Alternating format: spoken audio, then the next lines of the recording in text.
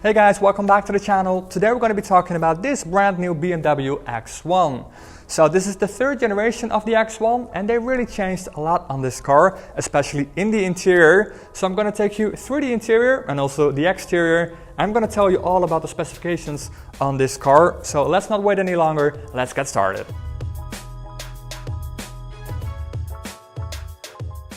So yes, this is the third generation of the BMW X1. The first one came to market in 2009, the second in 2015, and so that makes this the third generation. But for the first time ever, there's now also a fully electric version of the X1, the BMW iX1. But more on that car later on in this video. Now just with the previous generation of the X1, you can choose whatever powertrain you want in this car. So a diesel or petrol or a mild hybrid powertrain or for example a plug-in hybrid powertrain. And yes, also a fully electric version is now available, the BMW iX1. Again, more on that car later.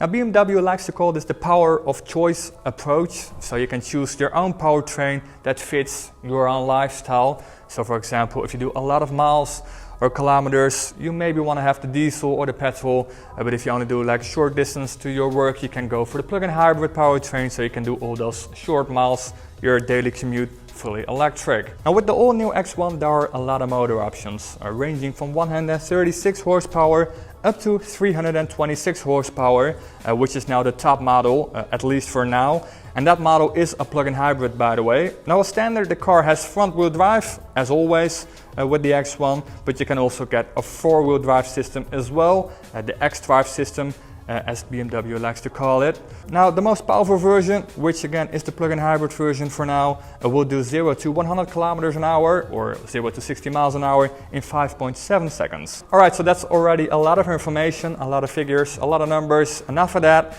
Let's have a look at the design of the all-new X1, and for that we have to do a tour around the car. Now what really stands out here on the front end is obviously the grille. It has grown substantially, just like with any other new BMW model. And as you can see, the kidneys of the grille almost look completely square now, giving the car a pretty aggressive look. Now I do have to say, the grille is pretty big, but it's still quite small if you compare it to the grille of the new BMW 4 Series. Now what also stands out here on the front end are the new headlights. As standard you get LED headlights, but of course you can also get the BMW laser lights. And as you can see, the housing has become a bit more pointy, a bit more sharp, again making the car look a bit more meaner than before. Now if you walk to the back of the car, here on the side of the car you can see that it has flush door handles, which look pretty classy if you ask me. You can just stick your hand in them to open the doors. We'll take a look inside of the car in just a second. Now for the wheels you can get 17-inch wheels and 18-inch wheels, but now also for the first time on the X1 you can also get 20-inch wheels. Then at the back you get this massive spoiler and these tail lights that look completely new compared to the outgoing model. They are very slim and they almost have this L shape. The bumpers on the rear also look a lot more aggressive than before, with the sharp lines on the side, and you also get the sporty diffuser in the middle. Then let's have a look inside the luggage compartment.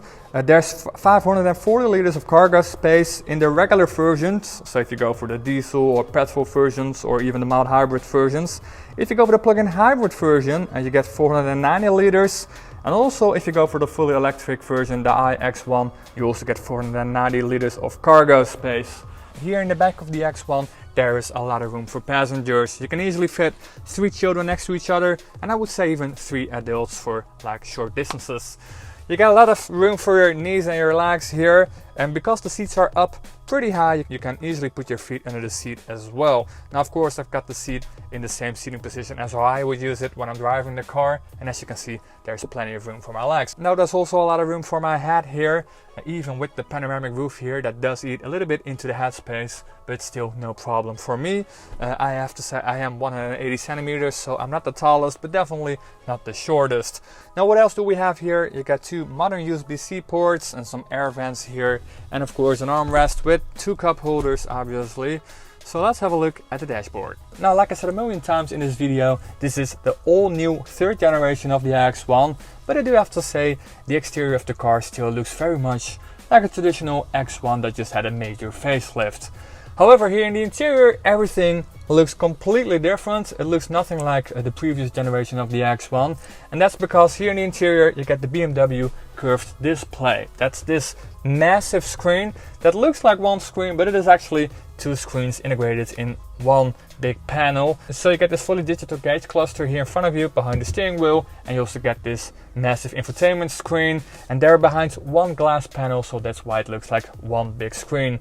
Now we know this infotainment system and this panel from other models like the i4, the BMW iX, and also in the brand new BMW 2 Series Active Tourer. And that's also the car that basically has the same interior. So the BMW 2 Series Active Tourer basically has the same dashboard as this brand new X1. So the infotainment system is a pretty decent infotainment system. Like I said, I've seen it in other models before, and it's pretty fast. It looks very nice. You get really nice graphics, but I do have to say it can be a little bit complicated, especially if you're new to the car and to the infotainment system. It can be a bit of a challenge to find everything that you're looking for, but you know, you get used to it, and after a week or so you know exactly where to find everything. So what else is new here? Now you get this new floating center console here that even has a bit of a cubby hole here. You can open this space. You don't get the iDrive button here, or the iDrive dial rather, which is a bit of a shame. That is still, you do still get that in the BMW i4 and the iX, but not in the 2 Series Active Tourer, and also not on this brand new iX. So you do get some other buttons down here. You get a volume dial here, a button for my modes, so driving modes, and a little lever that you can use to put the car in reverse, neutral or drive. And even the start stop button is also here on the center console. So that's basically everything you need to know in a nutshell about the BMW X1. The car will be at the dealers around fall, depending on where you live. But then there's this car also that will also be at the dealers around the same time. This is the iX1. The electric brother of the X1. It's fully electric, and this is the first time there is a fully electric version of the X1. It's a pretty interesting car. It has over 300 horsepower, it has xDrive, but if you want to know more about this car, you do have to check out my other video that I made on this car, specifically on this car, and I will leave a link in the description box below to that video. For now, thanks for watching. If you like this video about the X1, don't forget to hit that like button, and if you want to see more videos like this in the future, don't forget to hit that subscribe button, and then I'll see you in the next one.